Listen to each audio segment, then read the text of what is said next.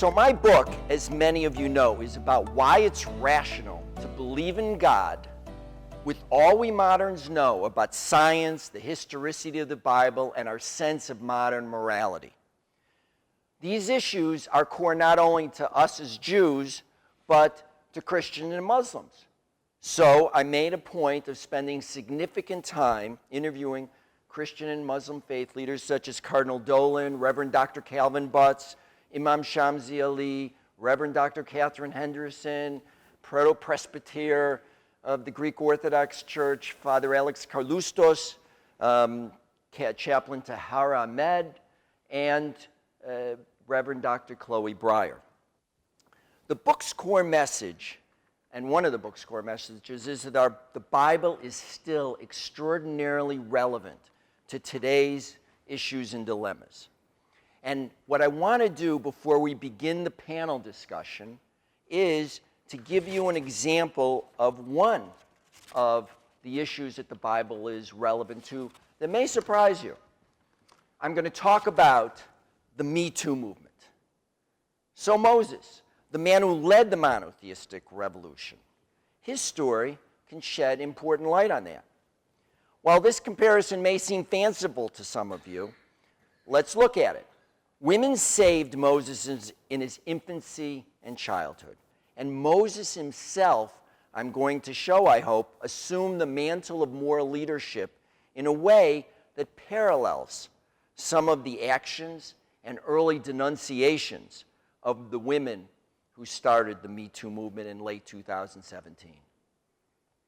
Over a year later, the Me Too movement is still transforming attitudes towards sexual abuse and harassment, and of course it's still receiving and maturing in and of its own. But I'm going to show, I hope, that the Bible, which was written thousands of years ago, is still as fresh as today's news. Okay. Moses' life starts with his unlikely survival thanks to the brave action of several Egyptian women. In chapter 1 of Exodus, Pharaoh orders the Egyptian midwives who deliver Israelite babies to kill all the Israelite baby boys immediately after birth. I think it's clear that these two women, Shiphrah and Puah, are Egyptian since they refer to the Israelites as they, not us, in verse 19, as they make excuses for not killing the baby boys.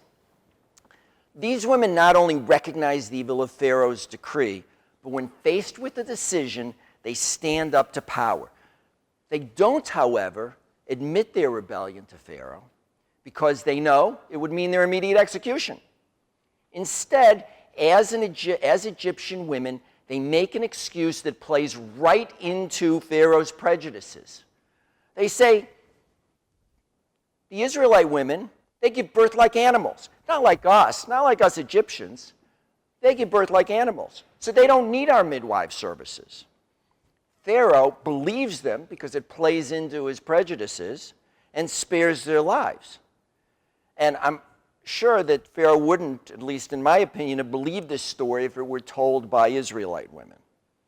It's hard to overstate how amazing these women were, because unlike other Egyptians, they refuse the easiest path, compliance with their God King's orders. And on top of it, they coolly lie to Pharaoh. They understand that in a society where power and authority are perverted, lying to the powers that be is sometimes necessary for the truth itself to survive. The Bible calls this perversion of power and authority idolatry. And here is a central theme of my book. Idolatry is not what many people think, merely a fanciful bowing down to statues, some fancy rituals. Idolatry is a set of lies about power. Idolatry ascribes supernatural power or super authority to finite beings, people, or natural processes. In the ancient world, leaders declared themselves God kings, and their word was law. And like Pharaoh, they used this authority and power to lord over other people's bodies and even their lives, each according to whatever their own selfish desires were. Now, we may think that we licked the God King Pharaoh and those idolatrous God Kings 3,800 years ago, but the 20th century was a catalog of idolatrous God Kings. Stalin, Pol Pot, Mao, Hitler, Saddam Hussein, the Kim family. They all use pageantry, temples, song to extol themselves. And the Soviet Space Agency famously put Stalin's image into space. It's the same story. So returning to Pharaoh. The failure of Pharaoh's first plan led him to his second, throwing Israelite baby boys in the Nile. And with so many ordinary Egyptians willing to comply, Moses' mother, Yocheved, hides her newborn for 3 months before it would endanger her and the family, and then finally puts him in a cradle and in the Nile, hoping and praying for the best. She then leaves. Of all Egyptians, Pharaoh's own daughter sees the floating cradle. She must know this is an Israelite boy. The easiest path, as with the midwives, would be for her to avert her gaze, to turn aside. In just a moment, in a flash, that cradle would continue floating down the river, and she could return to her cushy life. And who actually could blame her? Monarchs of that age didn't hesitate to kill their children if they were rebellious. Instead, Pharaoh's daughter crafts a plan with the counsel of Miriam to hide this baby. She pretends he is the child of an Egyptian maidservant, and she decides to adopt her as her own. Now, rabbinic legend makes it clear that Pharaoh was always a little bit curious about this particular boy. However, his daughter's cunning outwits him with some divine assistance. Like the midwives, she does the right thing, but she knows she needs to lie to save her own life. So with wonderful irony, rather than die, rather than be killed, Moses grows up in Pharaoh's court.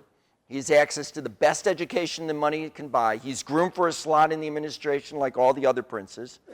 Of course, his adoptive mother must have told him that he was an Israelite, because the text says that he knew. Yet he reveals this to no one, so as not to endanger his wonderful privilege and amazing good fortune. Moses could have lived out his life as a prosperous participant in Egyptian idolatry. Instead, in chapter 2, verse 11, he witnesses an Egyptian beating an Israelite slave, possibly to within inches of his life. This is not an unusual scene, I'm sure, in those days. Today we can barely imagine how bad slave beatings could be. But faced with this occurrence, one could have easily excused Moses if he had turned away. After all, he grew up being told that Egyptians had a right to beat Hebrew slaves. Further, he himself is only alive because others think he's an Egyptian prince. But he doesn't avert his gaze, even when everything is on the line. He recognized the evil of the taskmaster's actions, and he takes his own action. But like the midwives and his adoptive mother, he acts with subterfuge. He makes sure nobody's around, and then he slays the Egyptian. Although he only wants to save the Israelite's life, he knows that if he spares the Egyptian, that the Egyptian taskmaster will return, kill the slave, and alert Pharaoh to his actions. So Moses takes the logical tact. Like his birth mother, like his sister, like the midwives, like his adoptive mother, he sought to save a life, but to keep his own safety. But this time is different. Moses is discovered, forcing him to pay a heavy price for his action. The following day he goes out, and when he sees two Hebrews fighting, he tries to talk to them, and one says to the other, would you strike me like you struck your fellow Egyptian? And while this interchange might seem straightforward at first, it's actually unprecedented in the experience of slavery. For it's extraordinary that an Israelite would be saved by anybody, much less someone who looks like an Egyptian prince. Within a day, Moses' actions had become a topic for conversation. Clearly, everybody in the Israelite community was talking about it, and it, of course, led to it being heard about by Pharaoh and by the court. So Moses must have thought at this point of the expression, no good deed goes unpunished. And knowing he has been identified, he has to flee Egypt for his life.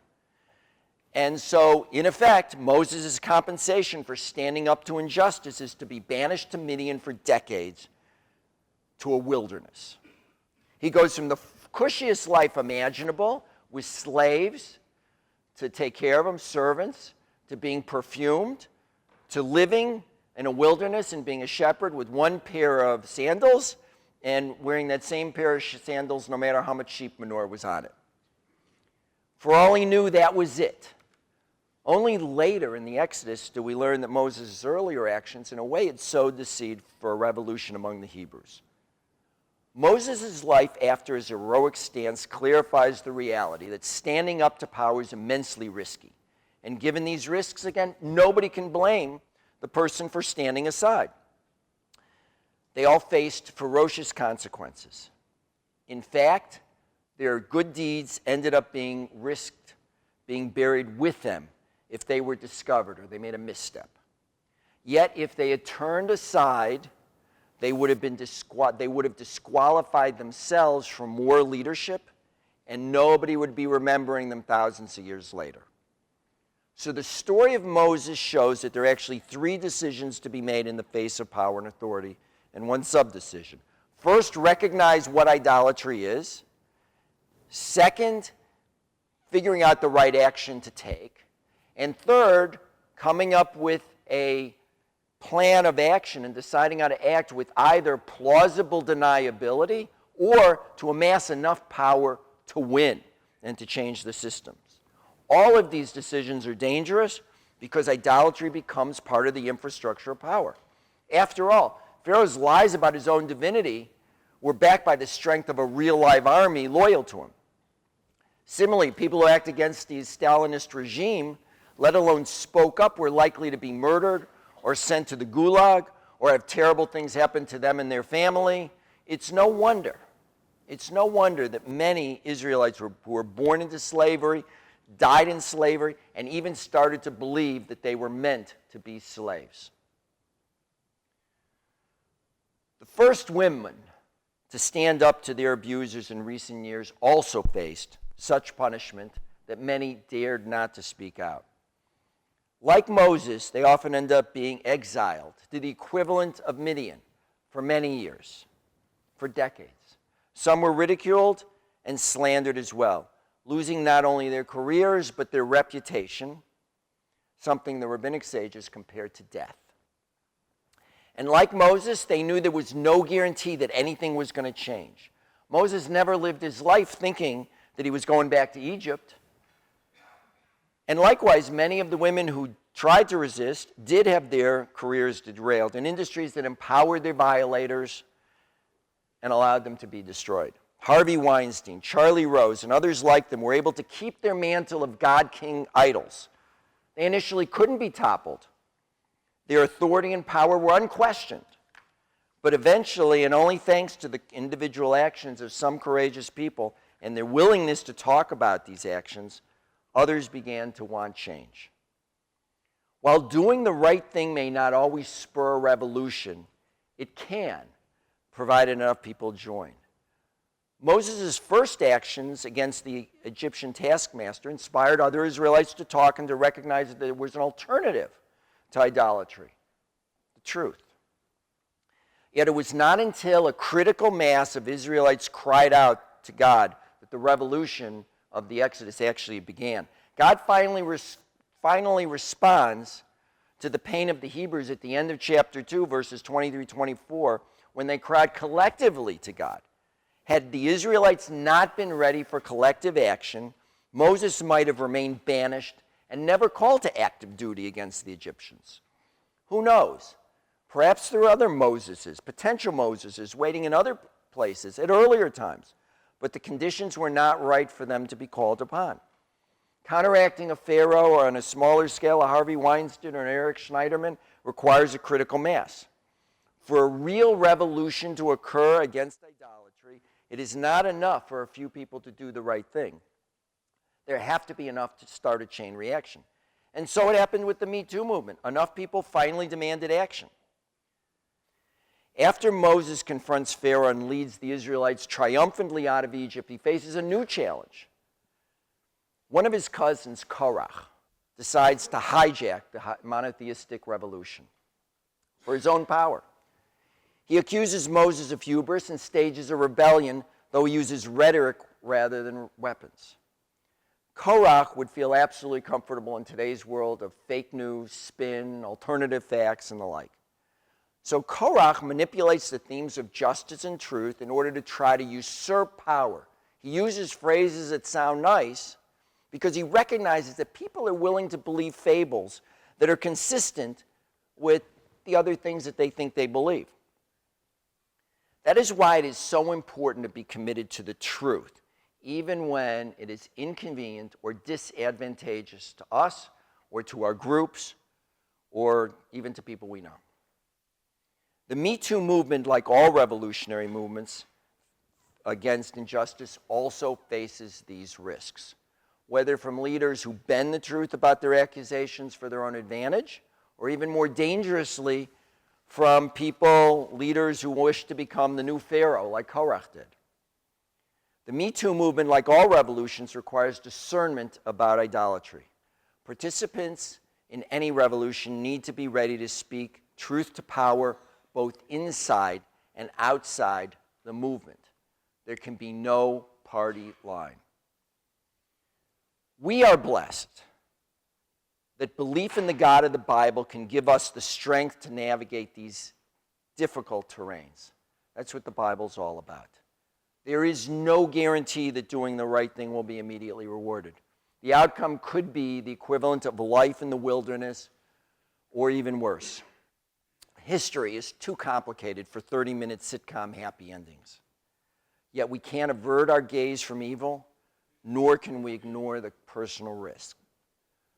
I submit to you that the Bible's still fresh message is that even in our most intimate encounters, we face defining moments that have epic consequences. And now it's my honor to join the panel, and I will have the opportunity to ask some questions of our distinguished rabbinic leaders. As you all know, the fundamental theme of my book is that the greatest danger that humanity has ever faced and still faces is idolatry. And as a matter of fact, I talk about it so much, Rabbi Steinmetz calls me the idolatry man, which I'm not exactly sure how to take. But what I'd like to do is to ask you, without getting too deeply into our political environment, but witnessing the levels of polarization and delegitimization and denunciation on all sides of American society, I'm wondering if you can talk about some aspect of our modern grappling with idolatry and how Judaism and the teachings of Judaism can play a role in that. And Rabbi Cosgrove, since you're right here, why don't you start and we'll test your mic. His mic is working. Yeah.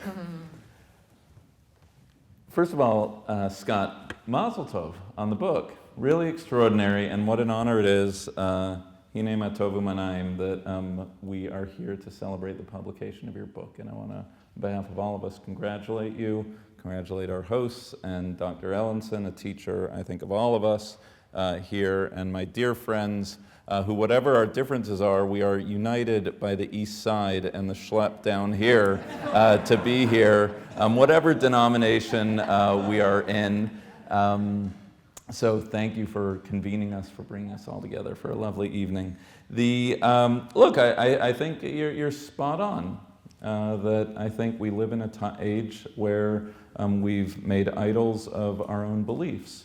So if I had to diagnose what ails our moment is that people have become convinced of their own beliefs to the point that they can't countenance the possibility that they may be wrong. And so simply put, I think that's what's at the crux of our present cultural divides. It's not so much as our various introducers said, that we can't disagree with each other, but we have to find a way to disagree without being disagreeable. And I can think of no better example of this than the famed debates between Hillel and Shammai, who debated every aspect of Jewish ritual, of theology and practice. But what made, just a spoiler alert, as evidenced by the number of campus organizations in his name, Hillel won almost all of the debates. But it wasn't that he was smarter than Shammai or the house of Shammai. It was that when he stated his opinion, he first stated the opposing opinion, as if to say, what Arthur Hertzberg said many years later, that you can't affirm your own certainties without engaging with the counter-certainties of the other.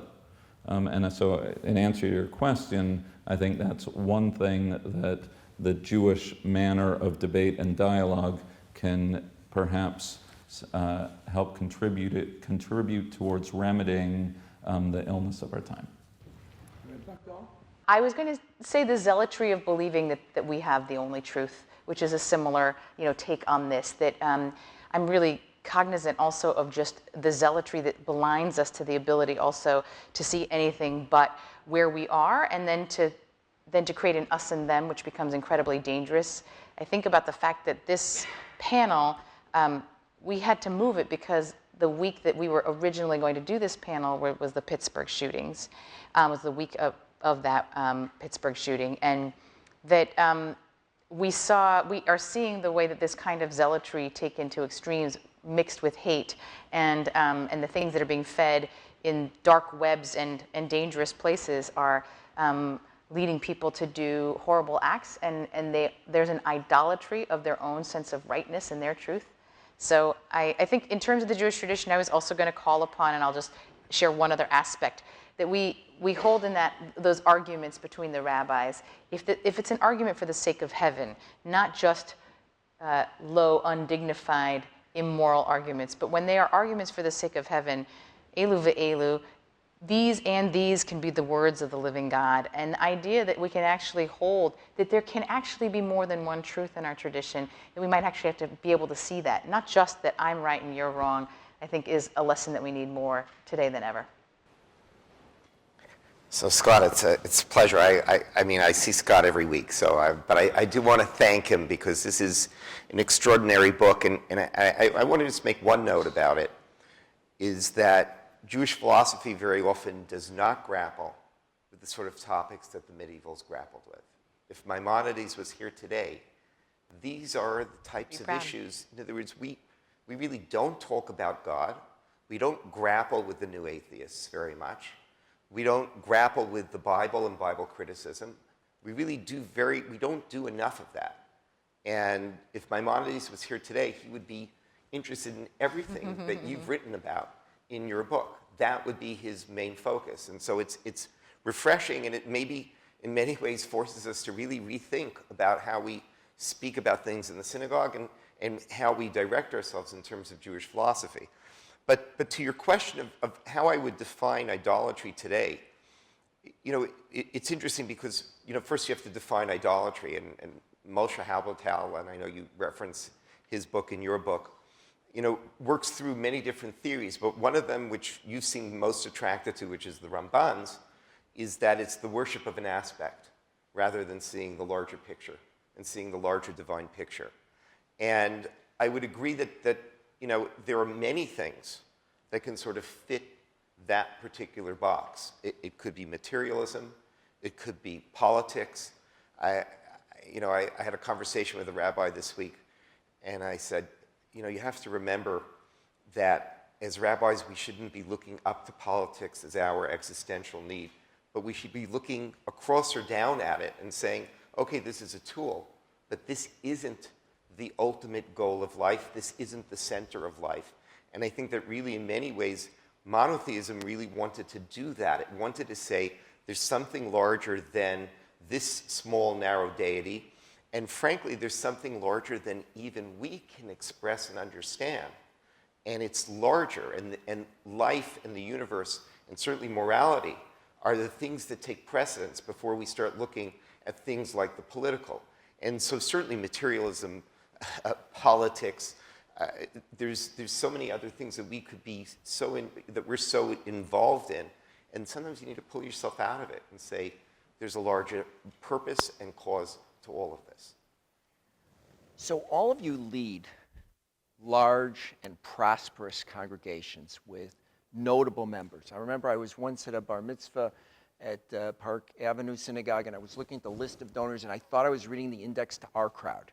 I mean, literally every storied name in Jewish New York Jewry was their family name. 10 years ago, we went through the financial crisis, and it was a crisis, and I talk about this a little in my book, that partially was due to the fact that nobody really cared about the other person. People were willing to sign loans where they knew they were lying. People were willing to securitize mortgages they knew would go bad, and they didn't care if they could take in the moolah themselves.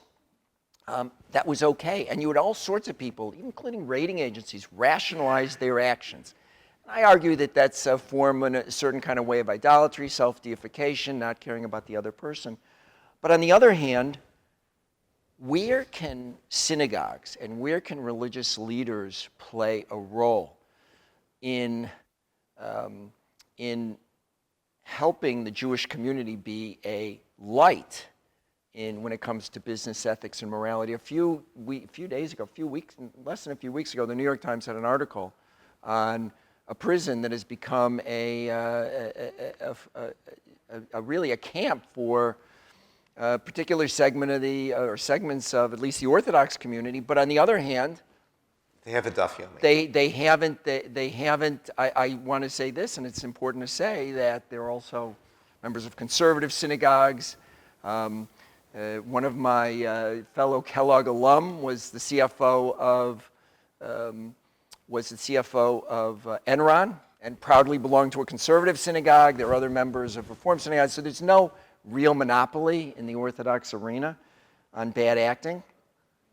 The question is, what can religious leaders do? What can you as rabbis do? What should you do? Or do you think it's your role to try to shape the Jewish community's view within the business ethics environment? And Rabbi Buchdahl, you get to go first. I think in terms of ethics and morality, absolutely, this is the business that we're in. And I think that we don't need to just draw upon the ethics of the day. Our Torah actually gives us a pretty strong mandate on this. I think we didn't mention idolatry of materialism, which we obviously see and which was at play, obviously, with these kinds of crises. But we're seeing an unbelievable economic disparity. I think Oxfam just did a study where it said that the 85 richest people in the world have the same amount of money as the bottom 3.5 billion people in the world. And actually the Torah talks a lot about the fact that income inequality will just get more and more severe if it's not checked, if there aren't actually systems that come into play, and that this is not just an issue of economics, this is a moral Jewish issue. At Central, actually, we've been working for the last 3 years on issues around bail reform.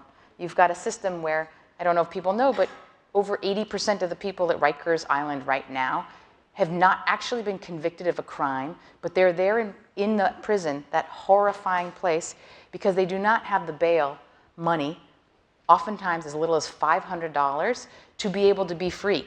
So here we are, we're imprisoning people for being poor. They haven't been convicted of the crime yet. And for many of them, just spending 3 days on Rikers is enough that they'll lose their job, sometimes lose their children. So this, to me, is not just about doing social justice, tikkun olam. I think for some reason Reform Judaism gets pegged as just only being about tikkun olam with this disparaging tone. This, to me, is living out Torah in the world and how we actually fix some of the income inequality and redeeming the captive that our Torah would call us to do in the world. So it has to be more than talk. You picked a perfect topic because it's actually one that I care a lot about. And I don't know if anybody from our compliance department is here from Signature Bank. You need to lift it. Oh, I don't know if anybody here from our compliance department is here from Signature Bank, but we actually are the only bank in the New York We're partnering with JFK Foundation and the like, that we actually are the bank that takes the checks and provides the bail that they're providing. And the reason why it's so difficult for a bank to do that is because there's a whole bunch of rules about know your customer, anti-money laundering. I don't need to go into that. It'll put everybody to sleep. But exactly because of what you said, we told the regulators we're going to do this and said you're going to have to live with it. Well, now, Scott, I like it even more. You're really living out Torah values in the most profound way. I really applaud that. Thank you. Rabbi Steinmetz. Okay, so I mean, first of all, I thank you for the question because it implies that rabbis do have the capacity to influence their congregation. and I applaud you for asking it that way. The truth is that it is not that easy to change the viewpoints and the opinions of people who maybe have held them for 40 or 50 or 60 years. That's the reality. We can work on the margins. We can change things. In my shul, I have this one thing that I do every single week where I say, you need to say hello to a new face. You need to say hello to a new face. And that's because that's the one thing I know I'm going to repeat every week, and it's important to me. And by now, everyone knows. It's kind of like something that's been knocked into their heads. So you can repeat a message over and over again and work on the margins. I can't tell you that people have been completely transformed, but people change a bit. So I thank you for the question. How do you offer moral leadership? And certainly it is from the pulpit. A lot of it is what you do, how you roll up your sleeves, and what you do yourself. How you live your life. I mean, if we're going to talk particularly about helping people, are you jumping in? Are you engaged in the work of philanthropy and charities? What are you doing? So I think that the critical influence in the congregation is going to be also what the congregation does and what you do. And hopefully, as people come, their journey, I mean, like I said, the influence is not going to be significant for them, but hopefully for their children and hopefully for the younger generation. When they're in a certain environment, it will give them perhaps a different way of looking at things. Well, Scott, you began your question by pointing out what we have in common, that whatever differences may be, we're all congregational rabbis, and which begs the question of why do people go to synagogue at all? And one of the thoughts that I have, which actually comes by way of a comment Malcolm Gladwell once made in passing, which is that every human being has multiple selves.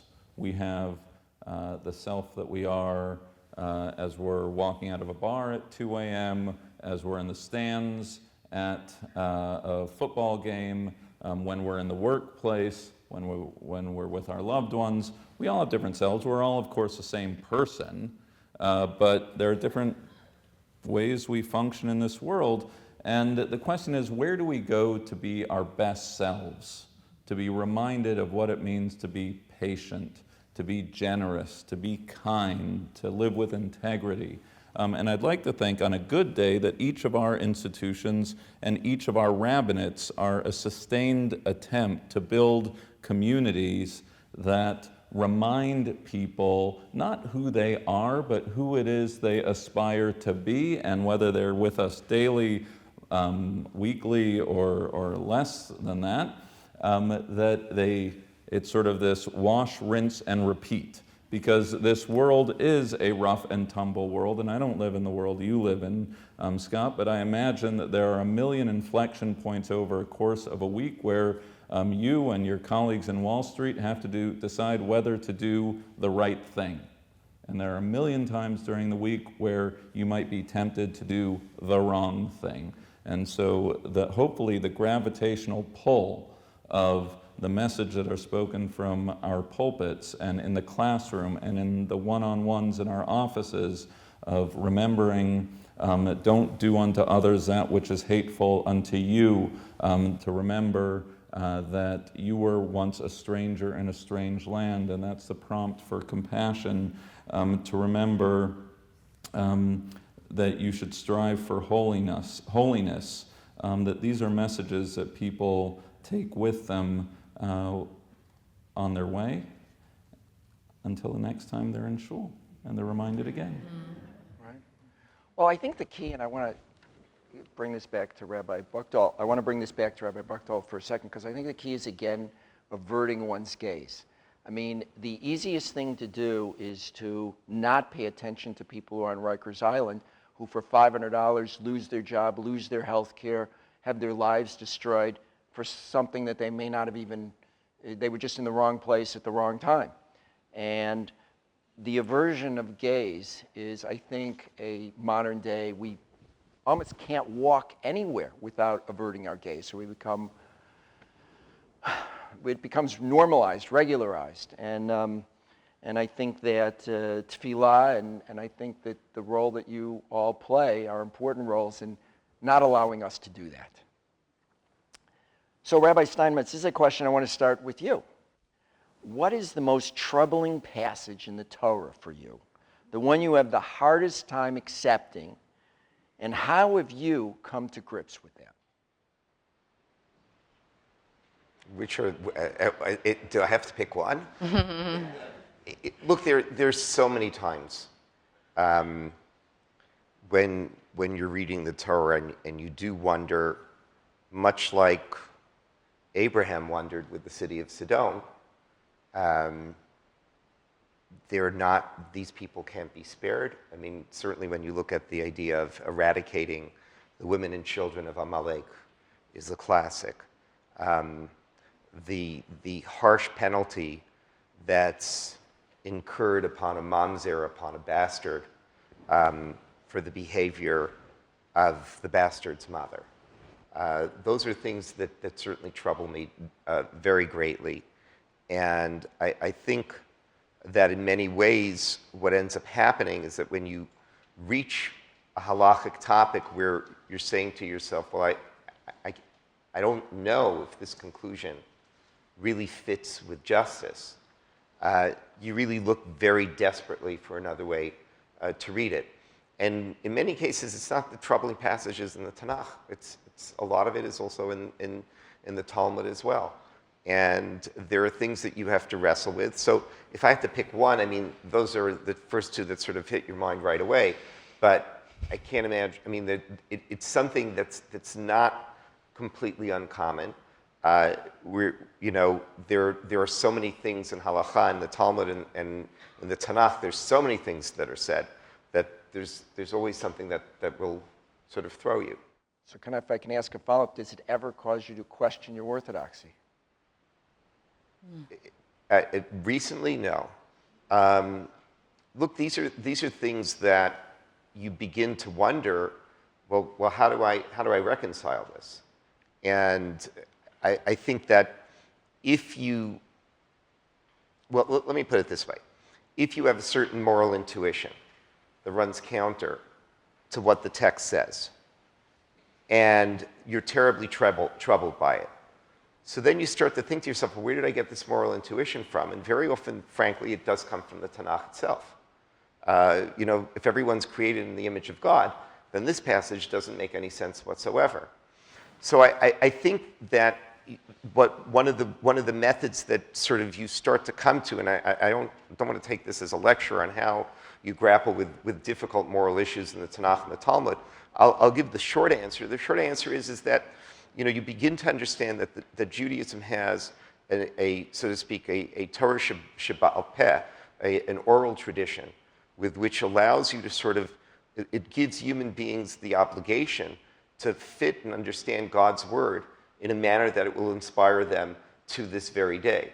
And I think that that's a lot of what you end up doing. You begin to understand that I can't fully understand everything in the Tanakh in the 21st century, and that there needs to be a way to use interpretation to make that something that connects, or the Talmud, that connects to our contemporary times. Rabbi Cosgrove? I'm going to choose to dodge your question and say that the verses that I find most challenging are the most inspiring, where I'm reminded that every human being is created in God's image, and I wonder whether or not I've lived up to that yet. Shiviti Hashem lenegdi tamid, that I've set God before me at all times, and I do that cheshbon hanefesh and ask myself whether I've risen to that occasion. So for me, like Rabbi Steinmetz, many of the deeply problematic passages, I'm deeply grateful for the rabbinic tradition, which is my mechanism by which to wiggle my way out of those passages that I find to be most objectionable to my contemporary sensibility. But the ones that sit heavily on my heart are the ones that I aspire towards. So this is where I think one of the differences between me and my colleagues might be our approach to text to begin with, which is that I see it as a sacred document that's divinely inspired, but already the hand of God through that divine inspiration. And so therefore I'm able to interpret it even from the beginning, those very troubling passages, as, you know, this was our attempt at that time to understand God's word, and it has to be ongoing revelation. And I do see oral Torah as part of that tradition, but also our moral compass of the day and responsa that have been over the centuries.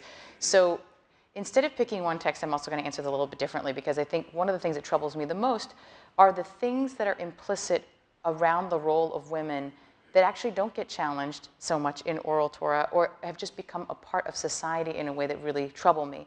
This includes everything from the very beginning, that the origin of woman is is to be the helpmate of man, to the fact that most women are not even named.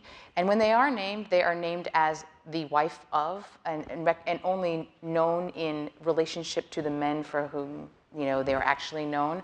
You see that play at, I just got a wedding invitation. I'm always surprised. I still get wedding invitations that say Mrs. Jordan Smith, and her only identity is as the Mrs. Jordan Smith. And I find that that's still at play. Way more troubling are the ways that women are seen as property.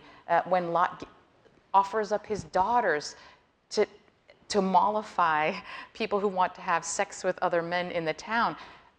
That, to me, especially with the Me Too movement, that is the way that we are still seeing violence towards women, or women seen as property of men. We are just seeing the way that, like, I think that this has created a kind of a cultural, I'm not just saying the Torah, but just there's an inherent sexism that has not necessarily been challenged, that we still see the way it plays out in society today. And that, to me, is deeply, deeply troubling. So I'd like to turn the conversation in a way to an experience that I had throughout the book. As you know, I've had the opportunity to speak to other faith leaders, Christian, Catholic, or Greek Orthodox, and Muslim as well, Protestant, across the spectrum. And everybody was really very helpful, and I learned so much from every single clergy member of other faiths. But one thing that was a question for them, and really something that they couldn't really answer, was, what is the purpose of interfaith dialogue? Should we be doing it? Does it actually have any positive impact? A lot of effort is put on interfaith dialogue, but has it actually made our country care about God, care about morality anymore, or made any other country care about God or morality anymore? And so I'd like to get your views as to what you think our proper role in the Jewish world, and your proper role as an American Jewish leader, is on interfaith dialogue or not. Well, I'm going to come back to Pittsburgh, because post-Pittsburgh, when we had both a vigil that week, and Rabbi Steinmetz was able to join with the vigil that we had done at Central, where Governor Cuomo was there, and then the Friday night service. At both of those services, we had a lot of interfaith partners and clergy who came, and I cannot tell you how deeply moved I was, comforted, and hopeful and optimistic by the showing and the desire of our friends who just came out of the woodwork and said, we want to be with you. So I'm reminded that those relationships are deeply important. In terms of the best way to do them, I think that When you say that the goal is just interfaith dialogue, it feels really thin. And we, by the way, for a long time had done an interfaith Thanksgiving service, and somehow that sort of fell a little flat, because it was like, we're going to be together because we're just going to be together. And obviously it's always good to give gratitude, but it didn't have another purpose or mission we were working on together. When we have done interfaith work that has actually been towards a secondary goal, so the work that we've done on bail reform, we were at Trinity Church doing some of this work last week, that actually felt very different. And we're going to have a lobby day together. When we have done work, we have one partner that we do a Holocaust service with, the longest running interfaith Holocaust service. When our Lutheran neighbor across the street comes and pays witness to the Holocaust with us year after year, that somehow feels very different. So I think when you have a higher purpose you're working on together, that feels right and meaningful. And then, but I think that for us to give up on those relationships or to say that it's not valuable, I realized very much this year in particular how crucial and important they are. Rabbi Cosgrove? I'm good. I agree with Yeah, her. okay. Do you have anything to add? Yeah, I mean, I think interfaith dialogue is a very complicated term. I don't think the sort of interfaith dialogue that you're thinking, in other words, you can do interfaith really work and dialogue and partnerships when you're talking about social activism, when you're talking about, building better communities and stronger communities. I think you're really talking more about theological dialogues, which I don't think, the three that would enter the bar in the old days, the rabbi, the minister, and the priest, I don't think that happens that much anymore. It could be because we just don't have the time. But it's not, in Orthodoxy, I mean, just for those who are here, I mean, if you go more to the right-wing Orthodoxy, there's a whole series of writing from the middle 60s when Vatican II came out. So you have Rabbi Moshe Feinstein writing a letter to his cousin, Rabbi Joseph Ber Soloveitchik, saying, I heard that there might be people doing a dialogue with the Catholics. How could they do it? They've tried to kill us for all of these years. Who would ever imagine to do that? And if they're going to be having dialogue, if they've been trying to kill us for all these years, they're probably dialoguing just to convert us. And it was at the very same time that Rabbi Soloveitchik was saying we could do dialogue, but we can't do every type of dialogue. We can dialogue on general topics. We're not going to be having dialogue on theology.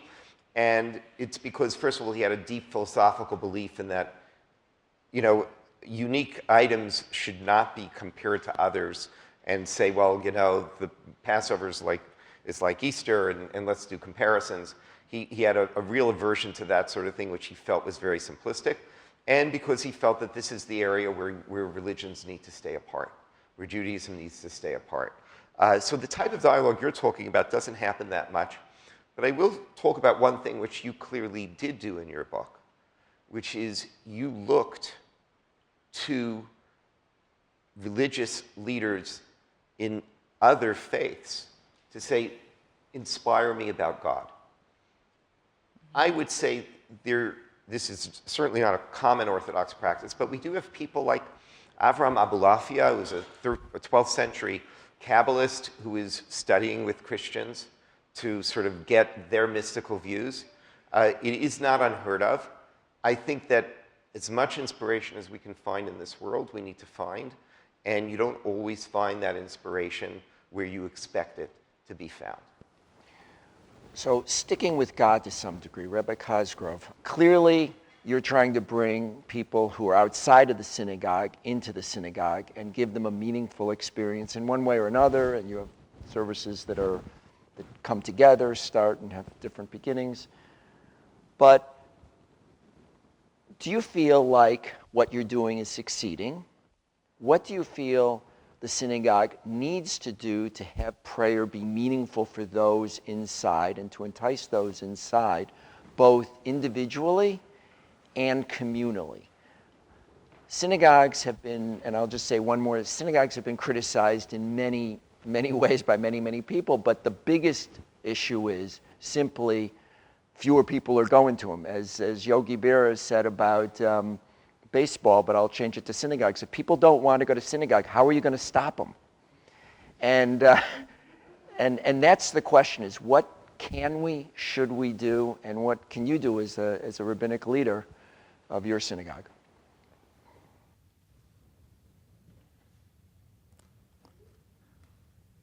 First of all, I'd like to think it is working. As Yogi Bear, I think, once said, it ain't bragging if it's true. So we have a very vibrant prayer life at Park Avenue Synagogue. Everything from, I'd say, a traditional Hashkama minyan, circa conservative Judaism of decades ago, to what I would say is a very vibrant, progressive Friday night Kabbalat Shabbat and Shabbos morning service, which some of the best things we do I've stolen from Rabbi Buchdahl here. And I'm blessed with a wonderful clergy team who are totally committed to the classic conservative movement mantra of tradition and change. And we're not afraid of either. Though I do like to joke that the blessing of being a member of Park Avenue Synagogue is that its eclectic nature means you can be a member of a conservative, Reform, and Orthodox synagogue all at the same time, with one membership. Look, I've said this to my colleagues before. I think that all movements have something to learn from the movement that's not represented here on this panel, which is Chabad. And I think what Chabad has done in the past generation is that they've modeled an expression of Jewish life and living, which seeks to be an authentic, non-judgmental expression of Jewish life and living. My problem with Chabad is that they've avoided this thing called modernity. But the fact of the matter is that all of us are in the wake of Chabad, and all of us are competing for the same market share of Chabad. So my service, our service, and speaking on behalf of the entire clergy team, seeks to validate American Jews where they are, but inspire them to arrive at a place where they seek to be. And I think that it's that balancing act between the two which makes for an inclusive but aspirational prayer experience. Rabbi Buchdahl? So we're living at a time when, fewer and fewer people are going to synagogues or churches, by the way. I just learned that 3,500 churches close a year. Like, we're just in a time of just decreasing affiliation and religiosity in America. And so we're not immune to the forces that we're seeing all over. I think that it's ironic that that's the case when we are also, though, at a time, or maybe it's causal, I might offer, since I'm a rabbi and I believe this, that I think it's also a time when people are more lonely in America than any other time, that they are deeply seeking meaning and community and a sense of being connected to something larger, and a sense of identity. So to me, I think that actually congregational life is the greatest mechanism for meaning making and community and transcendence that we have. So now that's a big tall order for us to do in worship services, but I think that that's what we're striving for.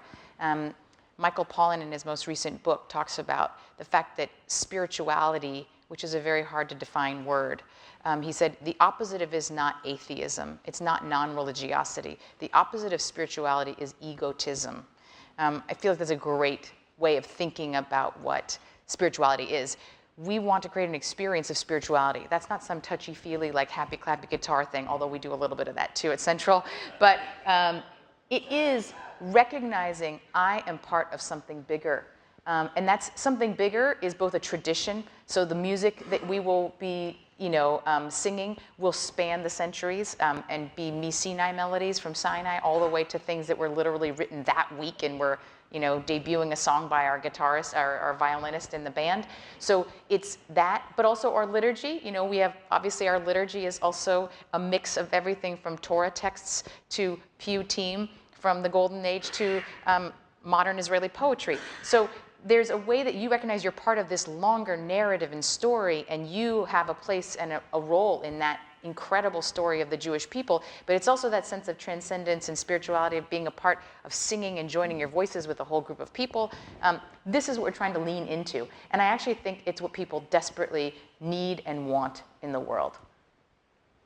I mean, I'm, you know, in terms of the individual synagogue, I mean, whatever the reasons for success, I mean, we also have this thing with every year we're growing, and in the back of my mind, I'm already thinking about, are we going to have real estate problems? Are we going to run out of space in the sanctuary or the various sanctuaries for all of the minyanim? If we keep growing like this, all of the services keep growing, we're going to have a problem in 5 or 6 years. So, I mean, but I would rather talk about the general, because, you know, whether an individual synagogue is successful, really, as a community, we are not. Mm-hmm. And we live in an environment where I think, first of all, community is really not that strong anymore. There's this phenomenon of cocooning, that you can live your whole day on your phone with one screen in front of your face, and then you can go home and turn on Netflix and have another screen in front of your face, and you never ever have to leave your house to get any sort of entertainment, which was so different than it was 50 years ago, which is why sisterhoods 50 or 60 years ago had programs 3 times a week, because people wanted to get out of their house because there was only 3 channels and the TV shows weren't that good. And if you go 50 or 60 years earlier than that, the synagogue wanted to have something every night so people could keep going, and they didn't want to run out of synagogue on Saturday morning, because where are they running to?